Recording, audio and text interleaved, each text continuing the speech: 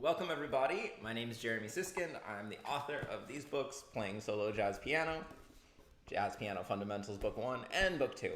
And I'm here with a brand new friend, Stephen Marquiss, who's joining us from England, although I'm not exactly sure where.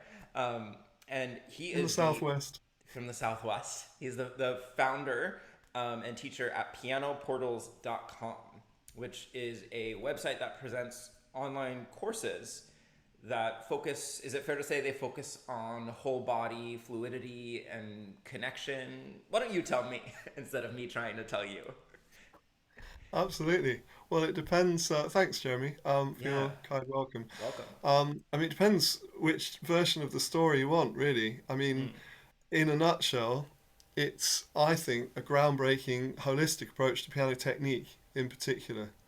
And certainly has its origin story, which is on the website. But I could give you a potted summary if you want. Yeah, do you want to give us just the short version? Yeah, so the very short version is I went to music school for 6 years. I got one of 8 government scholarships, which meant I could study there with the full support of the UK government back in 1990. And I was there till I was 18. And when I started, I won prizes. I won the highest mark in the country for an exam prize. I got to an international competition um, final. And I was usually described as an exceptional student in my report. Hmm. But over the course of those 6 years, I actually deteriorated quite significantly in my piano playing. And by the time I was 18, I took my music A level, which I don't know what your equivalent, but the main exam before university. Hmm. I actually took a theoretical A level, whereas everybody else was, of course, taking a performance. In fact, for most people, it was the easiest option. Whereas I did a talk and a dissertation, which was almost unheard of because my piano playing felt awkward, it felt clumsy, I felt like I was suffering from recurring injuries, I got mental blocks about things, and I don't attribute that entirely to what happened in my piano lessons, in my piano practice, but I think it must have been a major contributing factor. Um, and so ultimately, when I started university and went into real life, I started to reflect on why on earth this might have happened to me, and others. I wasn't alone. Um, Other people seem to suffer from all sorts of things, from tendonitis, which is now called tendinopathy, I think, to nervous breakdowns, even, really sad stories. And they were a minority, but a significant one. So yeah, eventually I started investigating this for myself and starting to think, well, what about my practice um, helped me to deteriorate instead of progress? Hmm. And part of your solution, I know we have some shared musical DNA. We both studied with the great Sophia Rosoff in New York, who passed away 5 or 6 years ago and was the last living student Yeah. of the great Abby Whiteside. And as somebody from the jazz world, I had known about her for a long time because she's taught so many important figures in the jazz world, including Barry Mm. Harris and Fred Hirsch and Ethan Iverson. Um, and I think a lot of people coming from the piano health and piano injury world also know about, it's usually kind of the Whiteside and Taubman who are talked about as two of the really most important pedagogues regarding recovery from injury. Um, Yeah. so yeah, and I see a lot of the mark of Sophia and the Abbey Whiteside approach in your materials. Do you want to just talk about that a little bit? Yeah, sure. Just out of interest, why did you sort of go to her yourself? Did you have a sort of some experience that led you to her, or were you just curious? Well, so Fred Hirsch was my mentor, and I had come to him because Great, he's he was fantastic. he was my pianistic hero, and I Yeah, believed and maybe still believe that he is among the best piano touch of any jazz pianist in the yeah, world. And so yeah, when it became possible for me to study jazz with Fred and yeah. classical piano with Sophia, I was like, here's my ticket to, not that I'm going to play just like Fred, but hey, it's an entrance, it's a portal, to use your word, to, discovering a similar technique. So for me, it wasn't coming from an injury place. It was coming from a fact that her students have the best sounds. And I think those two things are related, right? A healthy piano approach is usually going to get you the best sound on the instrument. Oh yeah, yeah, absolutely. Oh, that's really exciting. Yeah. Yeah. Well, I was at Cambridge University, which again was quite unusual, because most of my peers went to music college, Mm. but because my piano playing was kind of not really functioning as I wanted it to, I went to university, which I was very privileged to do and very happy to do. And I must admit, I did spend some of my time there, a bit more than some of my tutors would have liked, reading books about things that were not to do with my course. So I sort of developed a bit of an obsession about reading about early years learning in music Mm. and technique on the piano in particular, and then just peak performance in elite musicians or dancers or sports people.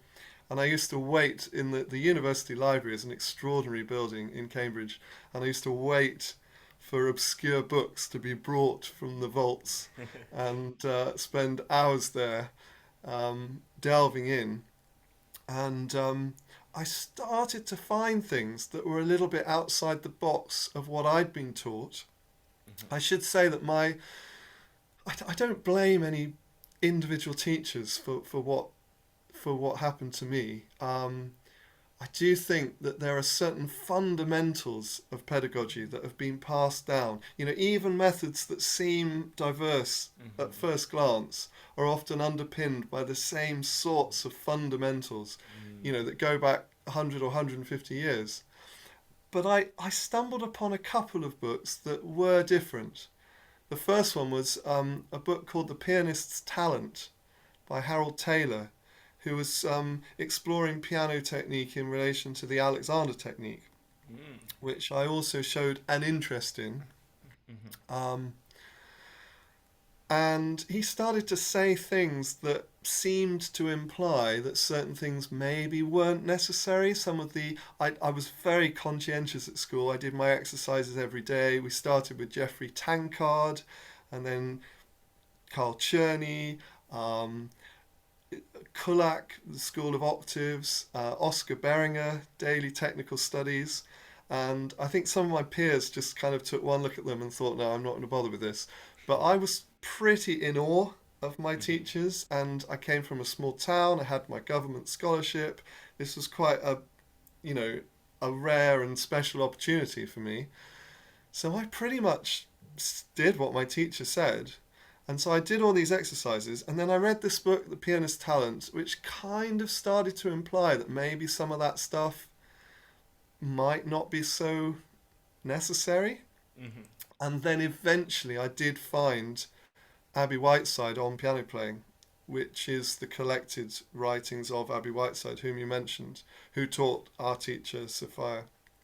Yeah. And that really started to blow my mind. Like, at first, I thought this is ridiculous. This is Mm. absolutely so audacious and ridiculous.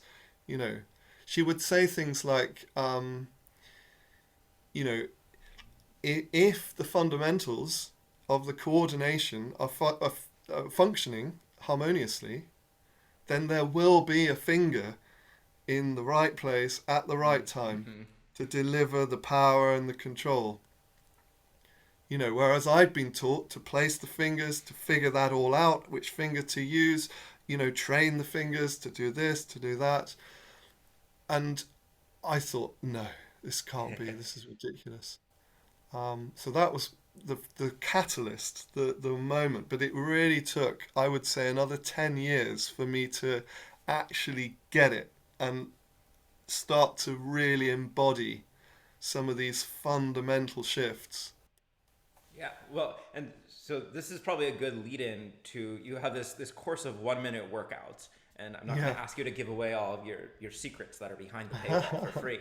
But I am curious because one of the criticisms of Abby Whiteside is I meet a lot of people who say I read her book, I was really intrigued by her ideas, and I don't know how to teach it or learn in that way, right? Lots of really beautiful thoughts in those books. And but if you don't have the experience of actually going to lessons with somebody, you might not be able to put them into practice. Um, but you've come up with these exercises, and I'm curious, if you'd be willing to show us, you're kind of contrasting them with some conventional exercises, like we talked a little bit about scales. And you say, well, maybe there's these other things that would do a better job encouraging musical flow. So could you guide us through a couple specifics of like what we might get out of a scale versus one of your exercises? Is that possible? Yeah, absolutely. Yeah, and And I'm happy to I'm be your guinea totally. pig if you need a guinea pig. Well, I mean, I've only just started to put the courses themselves on this online platform, Teachable, but you know, I've been using these ideas for over 20 years in my teaching. So it's been a constant process of refinement, and I'm completely with you um, with how beautiful Whiteside's prose is. But because you're absolutely right. Some people find it a bit inaccessible or abstruse Hmm. because, well, partly because she kept revising her ideas literally until her deathbed. And Hmm. so her writings are actually collections of essays, which I'm sure you realize. Yeah. And sometimes there are inconsistencies, like she'll use similar terms for the same concept, Hmm. at different points in her life. Um, I and think I think I've heard people joke that you can read mastering the Chopin Etudes, but you're not going to master the Chopin Etudes from reading it, right? Interesting. So that was one of my main motivations behind these 1 minute workouts, and also I've created what I call the patterns and the pieces for piano portals. And you'll notice that I've cunningly swerved around the word exercise simply because of its connotations. Hmm. If Hmm. somebody wants to call it an exercise, then I'm not going to sort of berate them for it. But I think that for me, they're substitute frameworks for technique. And I think the whole framework is absolutely vital. What I've tried to do with piano portals is develop an independent approach, which is very much inspired by Whiteside and some of her core concepts, Hmm. but to create something practical and accessible, like you said. Great. And the problem with some of these, what you might want to call 5 finger exercises, or Mm. to an extent scales as well. So you mentioned scales. So if you take scales, now the trouble with scales Hmm. is unless you make them musical, Mm. they're not musical. Hmm. And what I've done with piano portals is try to distill the main fundamentals of technique into 7 broad areas. And the first of those is to connect deeply and personally with the music that you're Hmm. playing, whatever it is, however simple, Yeah. in the moment, at all stages of all processes. Yeah. So as soon as you've worked out the pitches that you're playing or the rhythms that you're playing, Hmm. you enter a zone of focused absorption in that music because otherwise your body is inert. It Yeah. actually neglects the role that the torso plays, however subtly, and it Mm. depends on the music. That it could be something overt, like a kind of bopping or swaying, but it could be just a kind of alertness and a connectedness, an aliveness. And none of these technical exercises have that. Right. And let me point So, out that the way that you've said it, and I'm curious if you yeah. agree, is kind of the reverse of how most people teach, right? Most people say, well, okay, we're going to get the notes, we're going to get the dynamics, the articulation, the technique, the fingering, and then at the end, let's add an emotional connection. Let's add an image, something like that. But what you're saying, and what my experience of Whiteside also says, is that emotional connection, or sometimes the emotional rhythm, is the term used so primarily, is necessary from the beginning. That you're really doing yourself a disservice, technically and musically, if you're not engaging from the beginning. And in fact, Sophia had some exercises to get the emotional rhythm even before you get the pitches. You said get the pitches, from the moment you get the pitches, have that connection. But sometimes we would even practice the emotional rhythm before we got the pitches of the piece. Um, Absolutely, yeah. yeah. So I guess I said pitches and rhythm, but I think these things are not necessarily set in stone. But I think as part of the process of getting to know pitches. So I know Right. you asked about the workout, but I've put some of what I call the supplementary tools from Piano Portals Mm-hmm. on YouTube just for free on the Piano Portals YouTube channel, Mm. and in those videos, I'm actually teaching elementary pieces. So if you take a little, uh, like a little allegretto by Diabelli or something like this,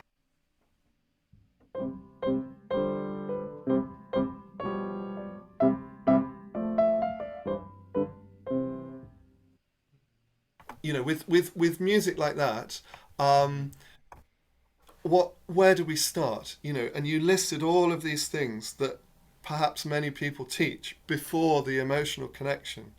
Whereas I'm with you. So as you get to know the music, perhaps in parts or in layers, maybe start with the main melody, and there's a beautiful video of, is it, you mentioned Ethan Iverson earlier on. Is it Mm-hmm. him who's kind of tapping out the rhythm of parts in some of his videos? Oh, that might be.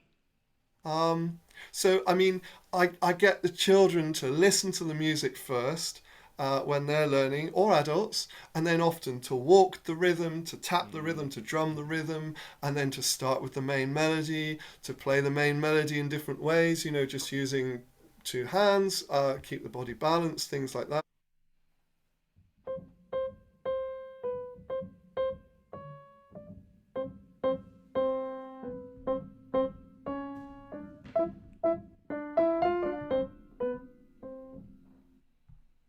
And the trouble is with leaving the emotional connection till later Mm-hmm. is that you're making things so unnecessarily difficult from the outset. Mm. Because as soon as I hear that phrase, I want it to be phrased beautifully with the little appoggiaturas or leading notes. Well, how do I do that? Well, I need that kind of impulse, that cushion of energy that comes from what Whiteside called the emotional rhythm or the basic rhythm, my emotional connection with the ongoing flow, the horizontal flow of the musical phrases. Mm. So I'm looking to cultivate that from the outset. So if you're going to practice a scale, Mm-hmm. I would say try to manufacture that in a kind of artificial way. So Mm-hmm. I'll ask a child, or an adult, what goes in this kind of shape, you know, and if they don't have an idea, I'll maybe prompt them, maybe some. Well, I don't know. What do you think? Is there anything that rises like this and then I guess I'm thinking disappears of again? a dolphin Great, jumping out of yeah. the water. So imagine the dolphin as a shadow beneath the water. Maybe you're on a paddleboard or in a kayak and you're Mm-hmm. looking over, and then this dolphin is a shadow under the water, and then gradually rises with the water up to the surface for air, and then disappears down in the depths. So my scale immediately has some kind of sort of shape to it, like this.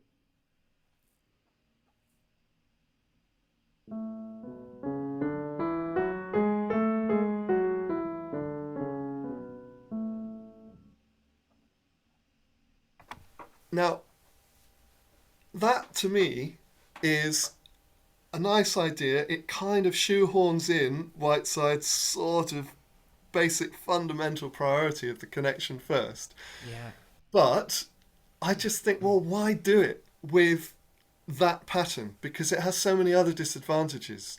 You know, it encourages the fingers to work independently of their integration with the Mm. forearms flexion and extension and rotation in out movement, unless you've already cultivated that connectedness.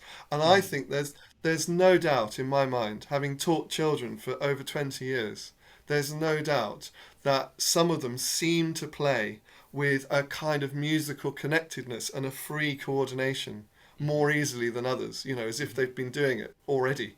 Right. And those of us who are not born with that free flowing facility in Mm-hmm. playing, We need stuff to cultivate it. Mm. And unfortunately, I think that the scales and the scale like patterns, Mm-hmm. not only do they not intrinsically have an emotional connectedness unless you superimpose it, Mm-hmm. but they also tend to detach the fingers, especially if you actually do them a lot or over time. They Mm. sort of detach the fingers from their flowing integration with the forearms Excuse me. and the upper arms and the torso. And I think I first noticed Mm. this element of technique where actually stuff that's more spread out on the piano keyboard Oh. and stuff that actually invokes some kind of musical response, Mm. emotional response. Mm-hmm. I noticed that that was more, it seemed to be more useful in technique than scales Ah. when I'm going to be controversial here. I'm going to call it the Einaudi effect happened. Now I know Ludovico Einaudi is a Marmite composer, if ever there was one. Um, but that craze for Einaudi that began in whenever it did, certainly soon after I started teaching in the early 2000s or whenever, Uh-huh. and everybody wanted to learn, Leonde, things like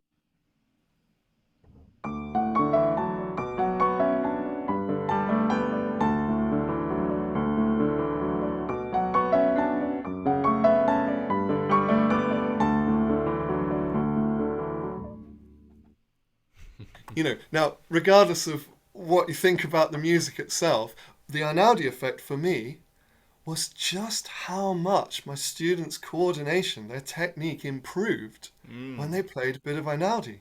Interesting. And he's now rewritten some of these classics for like elementary level. So he's Mm. taken out most of the notes, but they're Yeah. quite clever arrangements for what they are. Yeah. So regardless of how simple or complex or whatever the music is, I noticed that it was having an effect on the torso and the emotional Mm. connection, Mm-hmm. that responsiveness. And because the children were aligning their torsos more spontaneously in Mm. response to the flow of Mm-hmm. the music, they were actually um, able to control the phrasing and the dynamics and the Mm. rhythmic evenness started to become easier. Yeah, it is amazing when you prompt somebody emotionally how much it affects their technique. You would think, I mean, maybe it's on one hand it's obvious for those of us who have done it, but on the other hand, it's completely not obvious that your movements at the instrument will be totally different depending on how you're feeling about the music, or if you're actually feeling and engaged, or if you're worried about technique or stressed about playing a wrong note, right? And I see this all the time with my jazz students, um, that it always seems like about 3 or 4 weeks before the jury, we'll have a moment where we come back to, okay, what is this song about? Why are we playing this song? Because especially, I'm going to say especially with jazz, but I'm sure it's true with classical music as well. We get Mm. so caught up in the theory and the chords and arpeggios and bass lines and all that, the coordination and all that has to be done, that we completely stop thinking about that zoomed out version of the music. And that version of the emotional connection with the music is, you're right, it makes people's bodies loosen up. Yeah. Maybe loosen up is the wrong word. I'm sure you have better vocabulary here than I do. But it Well, I don't know engages about that. the torso. It engages all of our bigger muscles that we Yeah. stop thinking about, if we're not And I emotionally engaged. absolutely, absolutely. And I think one of the holy grails that a lot of people don't realize, if they start with their scale and they place their hands on the keyboard Mm-hmm. and then they play the scale by pushing down the buttons with their fingers, primarily, Yes. the holy grail that they often miss out on is, what do we do with the so-called weaker fingers? And I thought for years and years that they had to be strengthened or Mm. trained or somehow reinforced. But even people who are not well known for standing right outside the box of orthodox pedagogy, people like Daniel Barenboim, I mean, Mm-hmm. he actually says in his book, A Life in Music, that fingers don't need strengthening. Mm. And my teacher at the time, when I put that to him Hmm. as a kind of precocious child, he Yeah. said, well, it's all right for people like that. It all comes down to this natural talent. And it's almost like, well, there's a kind of a gap in the logic. So the people, we know that the people with the natural talent can do it. Hmm. We know that those of us who are not born quite with that much talent Hmm. need to cultivate it. Yeah. But there are more than one. You know, there are many ways of possibly going about these things.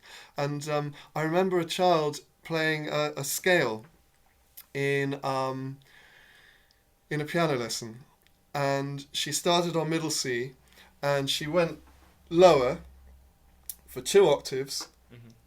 and when she got down to the bottom, around her little finger and her fourth finger, Hmm. the scale got a bit uneven, like she couldn't control it well. So, you know,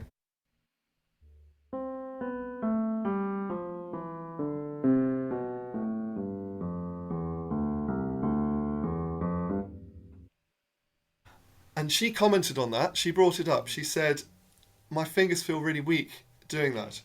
So we were very, very fortunate to be in a very beautiful school with its own little playground. And I said, look, come on, let's just go for a walk. So we went for a walk, Okay. and we went just over to the play equipment. And they had these little wooden beams.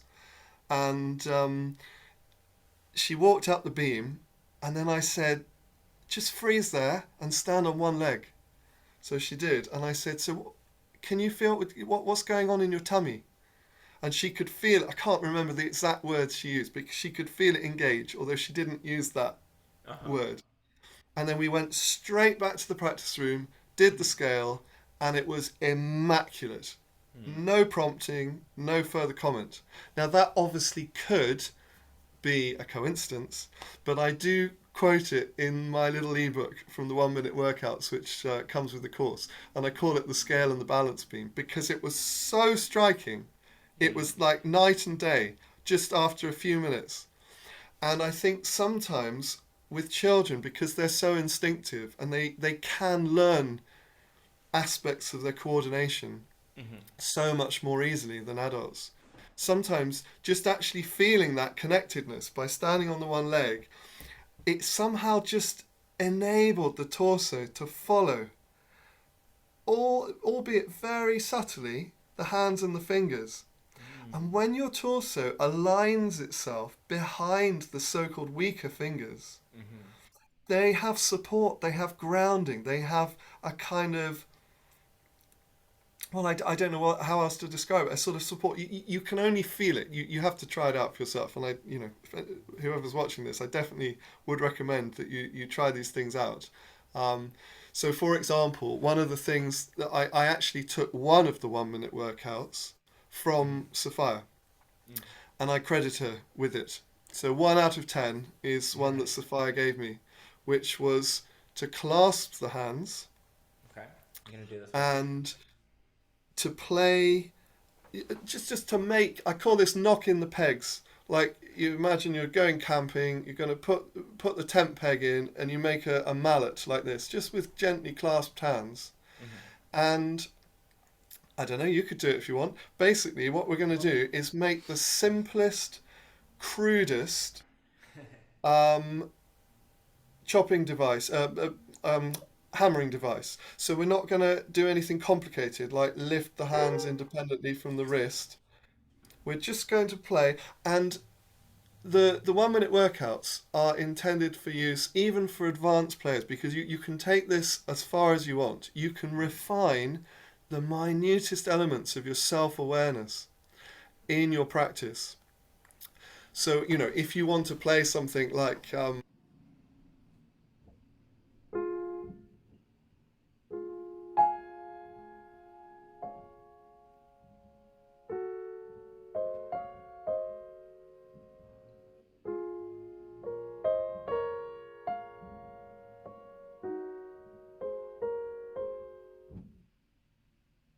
where does that come from? Where does the coordination come from to be able to put chords down, not only simultaneously, but also with beautiful phrasing, dynamics, exactly as you want them, as you intend them clearly in your head? Well, I think it comes from this sense of connectedness. So, what I suggest is people use a very, very simple tune on the black keys. So, you could take just the space of a minor third, like, F sharp to E flat or C sharp to B flat, and just play a song like Rain, rain, go away, come again another day. And you can start just by playing that any way you want, just to kind of get it in your head. I actually use a beautiful Puerto Rican lullaby because obviously Rain, Rain is fine for kids, but it's not going to evoke much of an emotional response in an adult, is it? Um, so I use this beautiful Puerto Rican lullaby which goes, Duerme mi tesoro, duerme mi bien.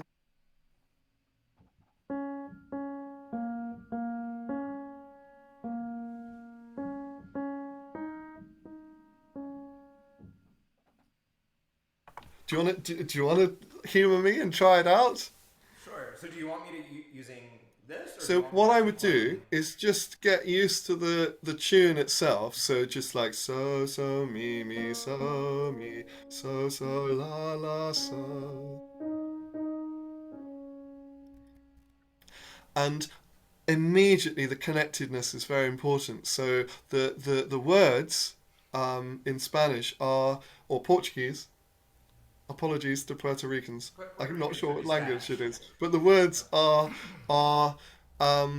sleep, my treasure, sleep, my dear one. The angels will watch over you. So there's this beautiful kind of relaxing atmosphere. And then what I'm going to do is slow motion. I'm going to just chop the tune and I'm going to aim for the most simple possible downward simple chop. And as soon as I hear that note, regardless of how legato it would be in the song, I'm just going to let go of it. So I'm just going to knock in the pegs like that.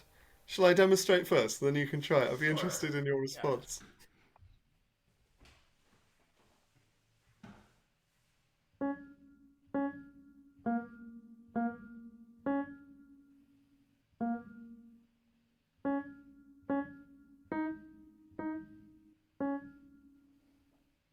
Impressive accuracy. I don't know if I'm going to be that So accurate. I'm basically using whatever the lowermost point of that is, which is kind of like the middle knuckle of my little finger, but it doesn't have to Yeah, be, yeah. you know. Okay.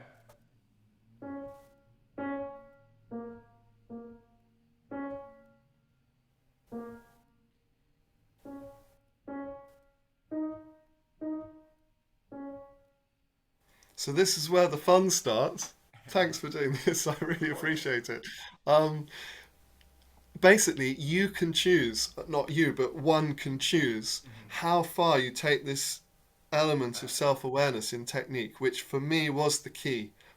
It helped me to break through a ceiling in all manners of techniques, not just this one, but this idea of connectedness from the fingertip right through the free forearms and upper arms and torso, right down into the sitting bones. So out of 10, like how comfortable versus how awkward was that? I mean, how comfortable did that feel? If 10 is really comfortable, I was at like a Yeah. 5. It wasn't. Okay. It wasn't like really weird, but certainly not a thing that I've done before. Interesting. So you didn't do this with Sophia? Sophia? Um, no, we did some similar things. We'd play melodies with our elbows, Ah, and we'd splash them with our whole hands. yeah, But great. Splashing. we did not chop in this way.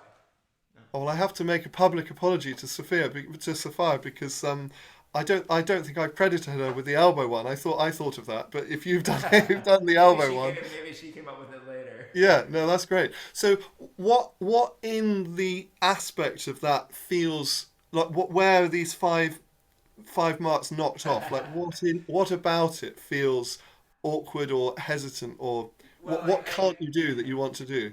I noticed myself using the wrists at the beginning, and so Okay. I tried to modify that to because you kind of encourage the simplest version. Yeah, yeah.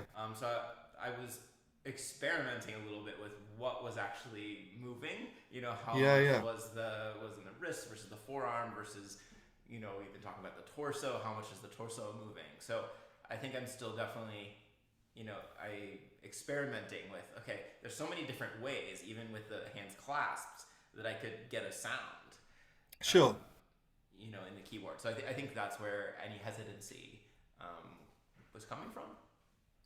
Just out of interest, if you, Yeah. because basically, if we hum or sing along, then it fosters a connectedness, which again you can do with a scale, but because it's an actual song with an actual meaning and a genuinely authentic phrase structure, Mm-hmm.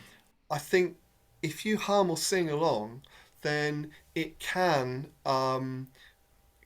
start to for those of us, obviously you're an esteemed jazz pianist, so you're already I'm connected along up, for the ride. but but but for those who feel any awkwardness or difficulty in producing control over dynamics or phrasing or evenness or balance or ornamentation, that's a big one, all of these things in piano technique, Mm-hmm. this connectedness can be hugely improved by singing, and also um,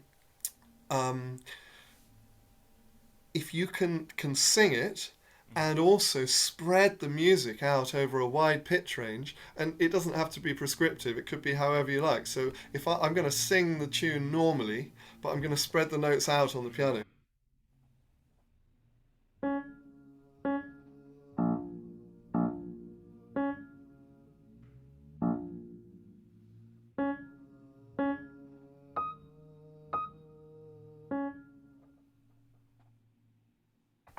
I love that. Because I can see everything. I can see your torso moving in such a natural way. And this is something that I do something similar when my students have a large jump. Um, for example, Nice. in stride piano, if you're going between Yeah, these two, I increase it by an octave or by 2 octaves because absolutely. then you have to engage the torso. So can I try that? Yeah, if you With want. Yeah, humming, thanks. and I I'm gonna appreciate it. hum too.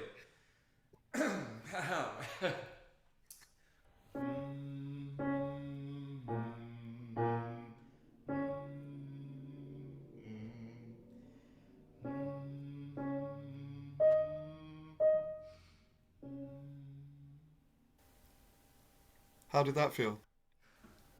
Good, and I think one of the things I could feel myself losing myself in the music a little bit with the humming, and then I did a couple things that snapped back into more conscious thought and control, and that was less pleasant when I was consciously Interesting. trying to control and thinking, how's this technique? Is it working or where am I going from? So if I can keep my mind on the music rather than all of those what ifs or am I doing this right or was that wrong? Then I'm feeling like a really good connection. Well, Does that make sense? 100%. Yeah. Absolutely. And that, I mean, I think a lot of jazz players come to realize this sooner because, so, I mean, my grandfather was a jazz player, and he, I know many jazz players are exceptional readers as well, but he personally preferred not to read sheet music and play by ear. Mm-hmm. And that is a central tenet in Whiteside, and it's my number two in piano portals after the connected, to be connected throughout everything, to play by ear as much as possible, as soon as possible in all processes is part of the key to the connectedness itself, Mm-hmm. because you can choose with things like this. I mean, we're just scratching the surface of one of the workouts, which is just like a tip of the iceberg really, but you can choose, or one can choose how far to take this. If you are strict with yourself, but not in a kind of tense way, but Right. absolutely try to find the simplest crudest possible downward movement without anything extra in the wrist in this particular activity, Mm-hmm. and then also aim for the finest dynamic contrast and phrasing. So, for example, da da da da da. I don't know. You might want to tail off towards the Sure. end or Yeah. something, you know, and then feel as if that control, because your fingers are taken out of the equation altogether, aren't they? So, feeling as if that control is not only coming from your torso's spontaneous engagement, very subtle, but also you're playing by ear. You're singing itself. It's coming from that. The accuracy, the intention, the focus is coming from the play by ear. And I think you mentioned stride. I mean, again, anything like that is so much better for classical pianists to practice. You know, whether it's stride, which obviously is often fast, or ragtime, which is often slow. You know, things like that. I mean, Chopin understood that perfectly. You know, in his etude, I think it's Opus 25, number 4, the A minor etude that leaps around a lot. Um, but anything like that is more helpful in technique, I would say, because how do you get to the next key? You know, how do you, well, you know the sound of it. You're humming it in your inner ear, you know, and that's what you were doing when you were doing this. Yeah. But one thing you can't do when you're flying around doing your stride is stop at the key surface and touch the key and then play, Sure. because that's two movements, isn't it? Mm. So again, you can use these workouts to refine that. And anything from putting down quiet chords or playing stride, going straight to the notes, anything like that, I think could benefit more from more engaging music. Very simple at first, but that nevertheless covers a much wider pitch range than kind of scale like exercises. Yeah, and so I'm curious what I would probably say to my student, after they go through the various octaves, is to then go back to the original and keep the same movements and the same Absolutely. feelings. That's kind of Absolutely. how it works. You're training your body that it needs to engage, and then you keep it engaged even while you stay in the same octave. Yeah, Is that that's absolutely. yeah. Yeah, absolutely. So juxtaposition is your best friend, you know? So with the piano portals patterns, I'm gonna because as I said, you've kindly got in touch with me just at this moment where I've changed my online platform. So only one of the courses is currently up online, but on the previous platform there were other bits and pieces that I put up for members, which I might which are not full courses, just little snippets of this and that. So I might start putting some of those on my YouTube channel, just for anybody to access. And one of them, the idea came from your friend of mine, Felix, Mm, in Sweden, mm-hmm, and he was talking to me about Chopin's Etude Opus 10 Number One, mm-hmm. and Hate that piece. um, well, but when you start taking this further and incorporating all of these sort of seven fundamentals, which ultimately I've distilled in part from Whiteside, Mm-hmm. you can start finding the technique in like an ideal, like almost like a platonic ideal environment. Mm, So these 1 minute workouts are a starting point, but the yeah. piano portals patterns, so things like um, little musical miniatures, something like this.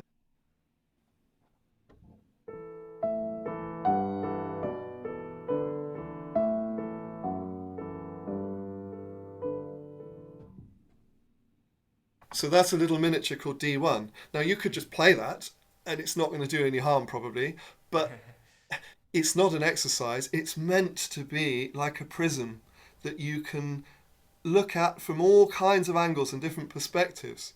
So my approach to the etudes was to take some of these little patterns and make them like the etude. and then juxtapose that with the etude. So Okay. if you take a little pattern like the B flat one.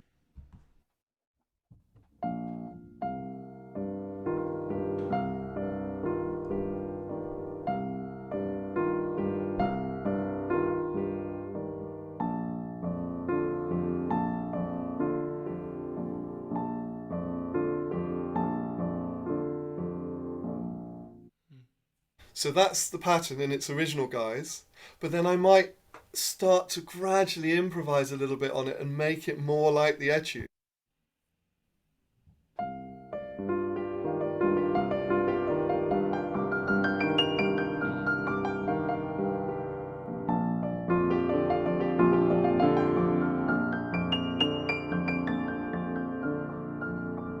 Hmm.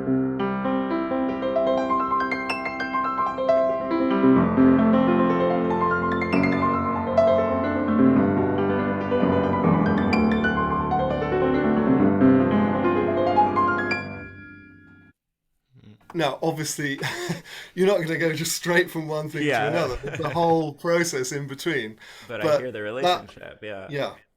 Yeah. Beautiful.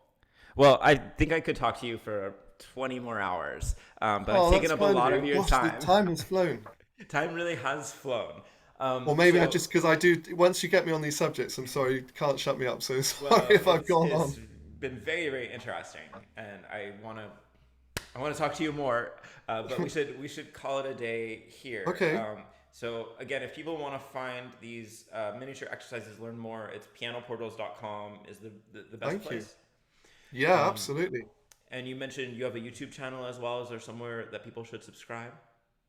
Yeah, so if you go to pianoporters.com, then there's a little link at the top that just click the YouTube button. Perfect. Great. Well, thank you so much for joining me, Stephen. I'm really Thanks for grateful. I having learned me, a and thanks lot. for having a go at these things. My pleasure. Anytime you need a guinea pig, I'm here for you. Thank you. All right. Take care. All the best.